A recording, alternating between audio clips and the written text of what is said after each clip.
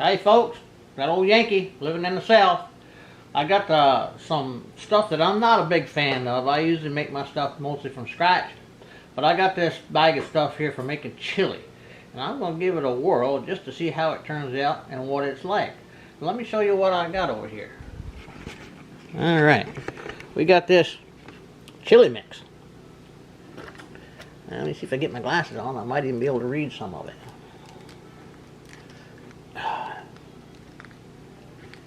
It is chili fixins mix.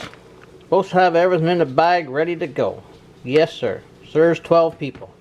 Ain't a whole lot to it. It says to put 1.5 pounds of beef in there. I got probably a little over 1.5 pounds, closer to maybe 2 pounds of venison. We're going to use that.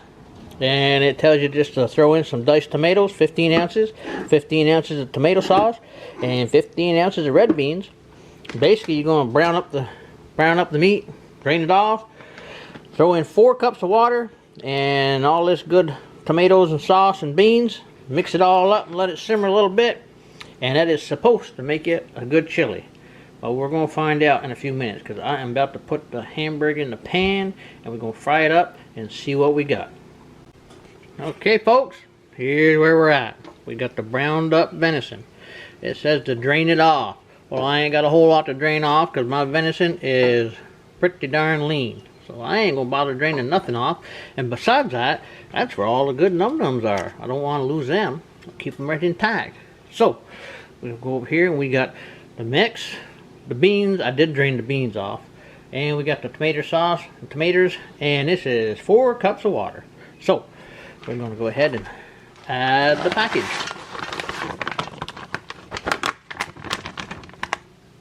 Alright. 4 cups of water.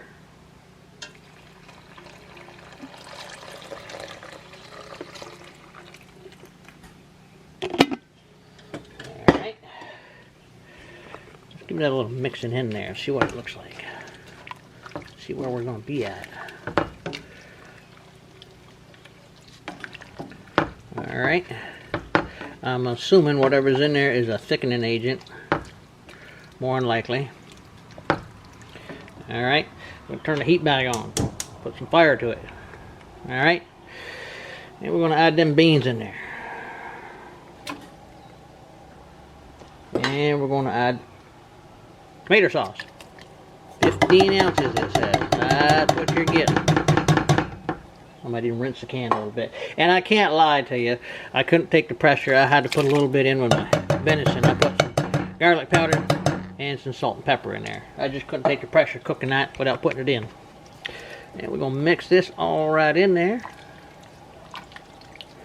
It says bring it to a boil and then let it simmer for 12 minutes. By the way, on the package here it says ready in 12 minutes. Well, hell, it took me longer than that just to cook my beef or my venison. Get it all browned up good. It'll be more like a half-hour job by the time we're done here by the look. So, anyways, she's all mixed up. I'm going to bring her up to a boil, let her simmer, and we'll see what happens from there. Alright, folks. 12 minutes is up. You don't look too bad. I'm going to give her a little stir up here, whatnot, so you can see it. Still simmering. She did thicken up pretty decent. Yep. Yipper, right there. So anyways, I took some out, put it in a bowl over here, let it cool off a little bit ahead of time. Give me a little bit of bite there and whatnot. So, it's pretty good.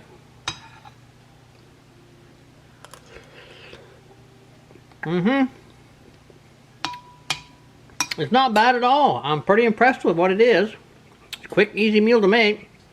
The only thing I will tell you, the bag says it'll make enough for 12 people in 12 minutes. Well, I don't know what 12 people they're feeding, but if you're feeding any of my relatives, we might feed 4, and you ain't going to worry about having to put any leftovers away, that's for sure. But anyways, that's it. Chili in a bag, I guess I'll call this one, because basically chili fixins in a bag, that's what it was. But it come out pretty good. Alright, talk to you later.